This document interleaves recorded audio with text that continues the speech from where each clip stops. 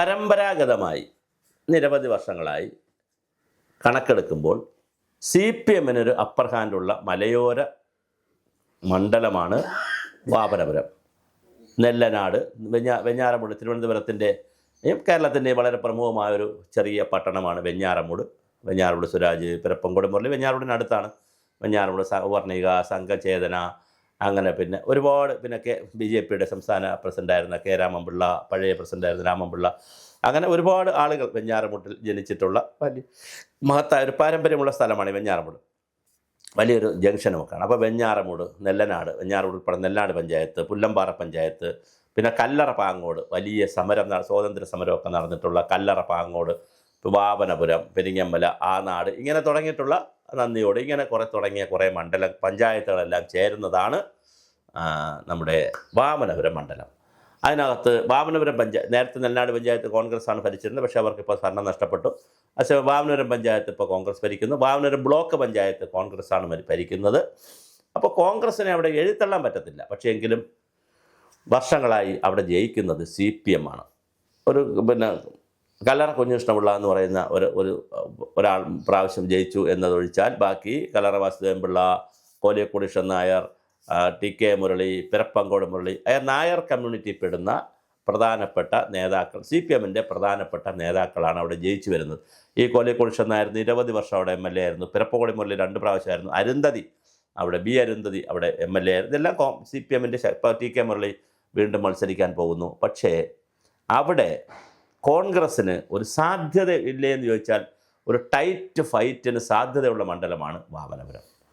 ഇതെല്ലാം പറയുമ്പോഴും കല്ലറ, പാങ്ങോട്, പിന്നെ പെരിങ്ങമലയ്ക്കൊക്കെ കോൺഗ്രസ്സിന് പലവട്ടം ഗ്രാമപഞ്ചായത്ത് ഭരിച്ചിട്ടുണ്ട്. നന്ദിയോട് പഞ്ചായത്ത് പലവട്ടം കോൺഗ്രസ് ഭരിച്ചിട്ടുള്ള പഞ്ചായത്താണ്. അപ്പോൾ അതുകൊണ്ട് നന്ദിയോട്, പെരിങ്ങമല, ഈ വാമനപുരം, നെല്ലനാട്, ഇതൊക്കെ വലിയ സാധ്യതയുള്ള പ്രദേശമാണ്. പക്ഷേ അവിടെ ആപ്റ്റ് കാൻഡിഡേറ്റിന് നാളിതുവരെ കൊടുത്തിട്ടില്ല എന്നുള്ളതാണ് എൻ്റെ വാദം. വാമനപുരം ഒരു തരം അവസാനം കൊണ്ടുവരുന്ന ഒരു ഒത്തുതീർപ്പ് കാൻഡിഡേറ്റിനെ പോലെ പലരെയും കൊണ്ട് അവിടെ ഇടാറുണ്ട്. അവർ തോറ്റു പോകാറുമുണ്ട്. മണ്ഡലത്തിൽ സ്ഥിരമായി നിൽക്കുന്ന, മണ്ഡലത്തിൽ വളർന്നു വരുന്ന, മണ്ഡലത്തിൽ ഉയർന്നു വരുന്ന ആളുകളെ പരിഗണിക്കാത്തത് വാമനപുരത്തൊരു വലിയ പ്രതിസന്ധി തന്നെയാണ്. ഇപ്പോൾ തന്നെ നോക്കൂ, പറഞ്ഞു കേൾക്കുന്ന പേര് പാലോട് രവിയുടേതാണ്. 2 കാര്യങ്ങൾ പാലോട് രവിയുടേതായി. ഒന്ന്, അദ്ദേഹത്തിൻ്റെ പ്രായം. 2, പ്രായം ആയവർ നിൽക്കുന്നില്ലെന്ന് വെച്ചാൽ നിൽക്കാം. 2, കുറച്ചുകൂടെ യുവരക്തത്തെ അവിടെ പരീക്ഷിച്ചുകൂടെ. ഇത് പറയേണ്ടത് പാലോട് രവിയാണ് പറയേണ്ടത്. അപ്പം ഞാൻ പാലോട് രവിക്ക് സ്ഥാനാർത്ഥിത്വം കിട്ടും എന്നറിഞ്ഞുകൊണ്ട് പാലോട് രവിക്കെതിരെയുള്ള വീഡിയോ അല്ല ഇത്. അങ്ങനെ ചിന്തിക്കരുത്. അവിടെ വേറെ കാൻഡിഡേറ്റ്സിനെ കുറിച്ച് കൂടി ചിന്തിക്കേണ്ടിയിരുന്നു. ശരിക്കും പറഞ്ഞാൽ TK മുരളി അവിടെ മത്സരിക്കുന്നു. BJP അവിടെ നാമമാത്രമായിട്ട് നിൽക്കും. അവർക്ക് വലിയ ആളും ആരവോ എന്നുള്ളൊരു മണ്ഡലമല്ല. അവർ വളരെ കുറച്ച് വോട്ട് പിടിക്കും. അവരെ വോട്ട് അവിടെ ഒരു നിർണായകമല്ല. UDF LDF തന്നെയാണ് മത്സരം. അതിൽ ഇപ്പോൾ ആദ്യം കേട്ട 2 പേര്, ഒന്ന് രമണി P നായർ, അവർ ജില്ലാ പഞ്ചായത്ത് പ്രസിഡൻ്റായിരുന്നു തിരുവനന്തപുരം. അവർ പിന്നെ ഗ്രാമപഞ്ചായത്തിൻ്റെ പ്രസിഡൻ്റായിരുന്നു നെല്ലനാട്. അവർ വളരെ സീനിയറായിട്ടുള്ള KPCCയുടെ സെക്രട്ടറിയോ ജനറൽ സെക്രട്ടറി അല്ലാന്ന് തോന്നുന്നു, KPCC സെക്രട്ടറി എന്നൊക്കെ പറഞ്ഞ മഹിളയുടെയൊക്കെ വലിയ നേതാവാണ് രമണി P നായർ. അവരുടെ പേര് കേട്ടു. പക്ഷേ ഇപ്പോൾ അവസാനത്തെ ലിസ്റ്റിൽ അവരുടെ പേരില്ല. ഇനി അവർ കഴിഞ്ഞ പ്രാവശ്യം ആനാട് ജയനാണ് മത്സരിച്ചത്. അപ്പോൾ ആനാട് ജയൻ മത്സരിച്ചപ്പോഴും ഈ രമണി P നായരെ പേര് കേട്ടു. രമണി P നായർക്ക് കൊടുക്കണോ വേറെ ആണ് കൊടുക്കണോ എന്നുള്ളതൊക്കെ കോൺഗ്രസിൻ്റെ കഥയാണ്. അടുത്തൊരു വളരെ പ്രധാനപ്പെട്ട ഒരു ആളായിരുന്നു സുധീർ ഷാ പാലോട്. വളർന്നു വരുന്ന ഒരു ചെറുപ്പക്കാരനാണ് അദ്ദേഹം. ഞാനും അദ്ദേഹവുമായിട്ടൊരു പരിപാടിയിലും കഴിഞ്ഞ ദിവസം ഒരു പരിപാടിയിൽ, ഒരു പബ്ലിക് പരിപാടിയിൽ ഞാൻ മുഖ്യപ്രഭാഷണമായിരുന്നു. അവിടെ അദ്ദേഹം ആശംസ അർപ്പിക്കാൻ വന്നിരുന്നു. ഞാൻ അവിടെ വെച്ച് അദ്ദേഹത്തിൻ്റെ പ്രസംഗമെല്ലാം കേട്ടിട്ടുണ്ട്. വളരെ ഡൈനാമിക്കായിട്ടുള്ള ഒരു വളർന്നു വരുന്ന ഒരു നേതാവാണ് സുധീർ ഷാ പാലോട്. അപ്പോൾ എന്തുകൊണ്ട് സുധീർ ഷാ പാലോടിനെ ഒന്ന് പരിഗണിച്ചില്ല, അല്ലെങ്കിൽ രമണി P നായരെ ഒരു പ്രാവശ്യമെങ്കിലും പരിഗണിച്ചില്ല എന്നുള്ളതും വളരെ പ്രധാനപ്പെട്ട ചോദ്യമാണ്. പാലോട് രവിയെ സംബന്ധിച്ചിടത്തോളം അദ്ദേഹം ഡെപ്യൂട്ടി സ്പീക്കറായിരുന്നു. പിന്നെ അദ്ദേഹം നെടുമങ്ങാട് നിന്ന് മത്സരിച്ച് ജയിച്ച ആളാണ്. നെടുമങ്ങാട് തോറ്റിട്ടുമുണ്ട്, ജയിച്ചിട്ടുമുണ്ട്. ഇനി നെടുമങ്ങാടായിരുന്നുവെങ്കിലും അദ്ദേഹത്തിന് കുറച്ചുകൂടി ഒരു ആപ്റ്റ് പ്ലേസ് എന്ന് പറയാം. പക്ഷേ വാമനപുരത്ത് പാലോട് രവിയെ ഫിറ്റ് ചെയ്തത് ശരിയായോ എന്ന് ഞാൻ ചില സീനിയർ കോൺഗ്രസ് നേതാക്കളോട് ചോദിച്ചു. കാരണം നമ്മൾ ഈ ചാനലിൻ്റെ ഭാഗമായി ഓരോ മണ്ഡലത്തെക്കുറിച്ചും വിശകലനം നടത്തുമ്പോൾ പല ആളുകളോട് നമ്മൾ അഭിപ്രായമെടുക്കും. അപ്പോൾ കമ്മ്യൂണിസ്റ്റ് പാർട്ടിയെക്കുറിച്ച് കമ്മ്യൂണിസ്റ്റുകാരിൽ നിന്ന് അഭിപ്രായം എടുക്കും, കോൺഗ്രസ്സുകാരെക്കുറിച്ച് കോൺഗ്രസ്സിൽ നിന്ന് എടുക്കും, ബി ജെ പിക്കാരെ ബി ജെ പിയിൽ നിന്ന് എടുക്കും. അങ്ങനെയാണല്ലോ ഇത് ചെയ്യേണ്ടത്. അങ്ങനെ കോൺഗ്രസിൻ്റെ ഒരു 4-5 സീനിയർ നേതാക്കളെ സംസ്ഥാനത്തെ, അത് തിരുവനന്തപുരത്തുള്ള മാത്രമല്ല കേരളത്തിലെ വടക്കുമൊക്കെ ഉള്ള 4-5 സീനിയർ നേതാക്കളുമായി ഞാൻ സംസാരിച്ചു. അപ്പോൾ അവർ പറഞ്ഞത്, ഈ കോൺഗ്രസ്സിനകത്ത് ഇങ്ങനൊരു പ്രശ്നമുണ്ട്. കമ്മ്യൂണിസ്റ്റ് പാർട്ടിയെക്കുറിച്ചാണ് പറയുന്നത്, നിങ്ങൾക്ക് ഈ പാർട്ടിയെക്കുറിച്ച് ചുക്കും അറിയില്ല എന്ന്. ശരിക്കും കോൺഗ്രസ്സിനെക്കുറിച്ചും അങ്ങനെ തന്നെയാണ്. നിങ്ങൾക്ക് ഈ പാർട്ടിയെക്കുറിച്ചൊരു ചുക്കും അറിയില്ല. ഒരു പരിധിവരെ ബി ജെ പിയെ കണ്ട് പഠിക്കേണ്ടതാണ്. കെ സുരേന്ദ്രൻ വട്ടിയൂർക്കാവ് നിൽക്കും എന്ന് പറഞ്ഞു. സെൻട്രൽ കമ്മിറ്റി പറഞ്ഞു വേണ്ട, മഞ്ചേശ്വരത്ത് പോയി നിന്നാൽ മതി.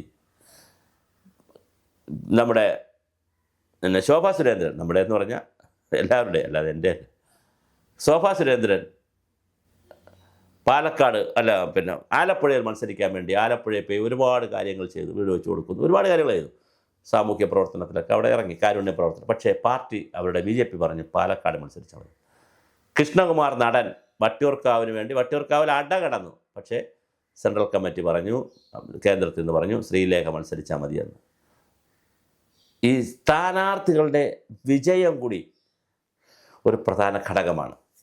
അപ്പോൾ അങ്ങനെ മത്സരത്തിൽ നോക്കുമ്പോൾ ഒരു പുതിയ പരീക്ഷണത്തിനല്ലേ കോൺഗ്രസ് വാമനപുരത്തും ശ്രമിക്കേണ്ടത്? കിട്ടാത്ത മണ്ഡലത്തിൽ ഏറ്റവും ആപ്റ്റ് കാൻഡിഡേറ്റ് നിർത്തി എടുക്കണ്ടേ? അപ്പോഴാണ് പറഞ്ഞത്. അപ്പോൾ എന്നോട് പല കോൺഗ്രസ്സുകാരും പല അഭിപ്രായം. ചിലർ പറഞ്ഞു ഇത് ജനിതക പ്രശ്നമുണ്ട് കോൺഗ്രസ്സിന്, പണ്ട് മുതലേ ഇങ്ങനെയാണ്. NSS, SNDP, പിന്നെ ക്രിസ്ത്യൻ സഭകൾ, മുസ്ലിം സഭകൾ, സംഘടനകൾ, ഇവരുടെയൊക്കെ ഒരു സ്വാധീനം വരും. അപ്പോൾ അവർ വഴിയൊക്കെ ഇങ്ങനെ കാൻഡിഡേറ്റിന് കൊടുക്കേണ്ടി വരും, അവർ പറയുന്ന കാൻഡിഡേറ്റിന് കൊടുക്കേണ്ടി വരും. പിന്നെ ഒരുപാട് മുതലാളിമാർ പറയുന്ന കാൻഡിഡേറ്റ്സ് ഉണ്ട്. ഇങ്ങനെ ഒരുപാട് ഘടകങ്ങളുണ്ട്. പിന്നെ പ്രാദേശികമായി പറയുന്ന ആളുകൾ പറയുന്നവർക്ക് കൊടുക്കേണ്ടി വരും. ഇങ്ങനെ പല ഘടകങ്ങൾ നോക്കേണ്ടി വരും. അങ്ങനെ നോക്കുമ്പോൾ ജനിതകമായ ചില പ്രശ്നങ്ങളുണ്ടെന്ന് പറഞ്ഞു. അപ്പോൾ മറ്റൊരു നേതാവ് പറഞ്ഞത് അങ്ങനെയല്ല, ഇത് ഇപ്പോഴത്തെ മാനേജർമാരുടെ ഒരു പ്രശ്നമാണ്, ഗ്രൂപ്പ് മാനേജർമാരുടെ ഒരു പ്രശ്നമാണ്, ടോട്ടൽ മാനേജറുടെ, ഇലക്ഷൻ മാനേജറുടെയൊക്കെ പ്രശ്നമാണ്. എന്തായാലും വാമനപുരം മണ്ഡലത്തിൽ പാലോട് രവിയാണ് കോൺഗ്രസിൻ്റെ സ്ഥാനാർത്ഥിയെങ്കിൽ വളരെ ടൈറ്റ് മത്സരമായിരിക്കും. ആ മത്സരത്തിൽ പാലോട് രവി ജയിക്കുമെന്ന് ഒരു കോൺഫിഡൻസ് ഇപ്പോൾ എനിക്ക് പറയാൻ കഴിയില്ല, ഒരു ചാനലിൻ്റെ വിശകലനം എന്നുള്ള നിലയിൽ. അതേസമയം സുധീർ ഷാ പാലോടായിരുന്നെങ്കിൽ കുറേ കൂടി സാധ്യത, ഒന്നുമില്ലെങ്കിൽ ഒരു പുതിയ യുവരക്തത്തെ അവതരിപ്പിച്ച് പുതിയൊരു ഓളം ഉണ്ടാക്കാൻ കഴിയുമായിരുന്നു. എനിക്ക് സുധീർ ഷാ പാലോടും എൻ്റെ ബന്ധുവല്ല, പാലോട് രവിയും എൻ്റെ ആരുമല്ല, രണ്ടും പാലോടുകാരാണ്.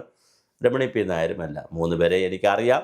ഈ പാലോട് രവിയും എനിക്ക് വ്യക്തിപരമായി അറിയാം. എനിക്ക് വലിയ ഇഷ്ടപ്പെട്ട ഒരു കോൺഗ്രസ് നേതാവാണ്. കോൺഗ്രസിനകത്തുള്ള നല്ല ഇഷ്ടപ്പെട്ട ആളാണ്. DCC പ്രസിഡൻ്റൊക്കെ ആയിരുന്ന ആളാണ്. ഒരു യാദൃശ്യമായൊരു വാട്സപ്പ് മെസ്സേജിൽ അദ്ദേഹം DCC പ്രസിഡന്റ് സ്ഥാനം രാജിവെച്ചിട്ടാണ് ഇപ്പോൾ N ശക്തൻ വന്നത്. നല്ല നേതാവാണ്, മിടുക്കനാണ്, സുമുഖനാണ്, സുന്ദരനാണ്, വളരെ വലിയ ആളാണ്. പക്ഷേ അദ്ദേഹം ഈ ഒരു സാഹസത്തിന് ഇപ്രാവശ്യം പോണ്ടായിരുന്നു. ഇത് സുധീർ ഷാ പാലോടിന് ആ സീറ്റ് കൊടുത്തിരുന്നെങ്കിൽ കുറേ കൂടി മെച്ചപ്പെട്ട മത്സരം കാഴ്ചവെക്കാൻ കഴിയുമായിരുന്നു. ഒരുപക്ഷെ ജയിക്കുകയും ചെയ്യാമായിരുന്നു. TK മുരളിക്ക് പറ്റിയ ഒരു കാൻഡിഡേറ്റ് ആയിരുന്നു. പക്ഷെ അത് നടന്നില്ല. പക്ഷെ അവിടെ നായർ കമ്മ്യൂണിറ്റിക്കാണ് കൂടുതൽ മുൻതൂക്കമുണ്ട് എന്നതാണോ സുധീർ ഷാ പാലോടിൻ്റെ ഒരു നെഗറ്റീവായി വന്നത് എന്നും അറിയത്തില്ല. എന്തായാലും പാലോട് രവിക്ക് ടൈറ്റ് മത്സരമായിരിക്കും. അദ്ദേഹം ജയിക്കുമോ ഇല്ലേ എന്നുള്ളത് നമുക്ക് തിരഞ്ഞെടുപ്പ് കഴിഞ്ഞിട്ട് നോക്കാം.